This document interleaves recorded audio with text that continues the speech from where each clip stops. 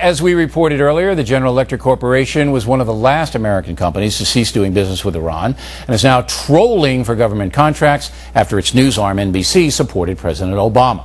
But that's not all. Fox News commentator Glenn Beck is hard on GE's case. The Securities and Exchange Commission alleged that GE used improper accounting methods to boost reported earnings and avoid disclosing. Wow, that sounds like Enron, doesn't it? Bad news, the SEC said, quote, GE has been bending the accounting rules beyond the breaking point. Bending the accounting rules beyond the break. Wouldn't that technically then be breaking the rules? And they did. They had to pay $50 million in fines. Here now, the master of rhetorical disaster. I love that. Glenn Beck, the author of the big #1 bestseller, Common Sense. Okay, look, there's no secret to anybody who watches your program, my program. We don't have any use for General Electric. We think that they're a, evil empire. I don't know. Do you really? Wait a minute. Do you really? You know, I don't like what they do. I don't like how they handle themselves. I don't like NBC News. I don't like any of that. But I may be overstating it. They may not be evil. That as evil as I think they are. I love this, America. You've got two pretty smart people sitting here having a discussion of whether a company is evil. And I think there's a good chance. They're polluters. Okay. They've distorted their news agency to be promote a presidential candidate. That's all. They got to pay $50 million in fines for cooking the books, and there's a whole bunch of other things in play. I mean, you tell me. America doesn't understand either that they've become a banking entity.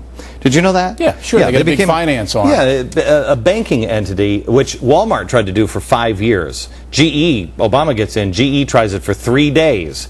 And they become a banking entity, which means we've almost created another Freddie and Fannie, to where we're on the hook for GE Capital. Well, they got low-cost loans, but they had GE Capital had been in business, for a while. Oh yeah, no. And then they had gone under like all the others. But they didn't. But they weren't a banking entity.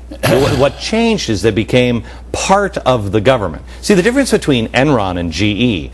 Enron had that arrogance, and that really hacked off the government, and the government came after him. Right. But this time, the arrogance of the government, along with the arrogance of GE, who's going to go after them? Do you believe there's payback now for the help that NBC gave Barack Obama? Do you believe the administration? Absolutely. I don't think there's any, okay, I'll do this and you do that. I don't think that's happening. But I think it's just an understanding of friends. I think it's people who are saying, hey, look, I think this is why NBC went hard before Barack Obama on Green Week. Remember, that's universal. So that's all your movies, that's all your TV shows, and they have Green Week on all of their networks. And talking about green, that only helps them sell light bulbs. It helps them sell wind technology. But they want cap and trade contracts. They want cap and trade. They'll be able to. Absolutely. And I think they bet the entire. I think they pushed everything in the center of the table and said, "Go with Barack Obama, because if we help him, he'll help us." Okay.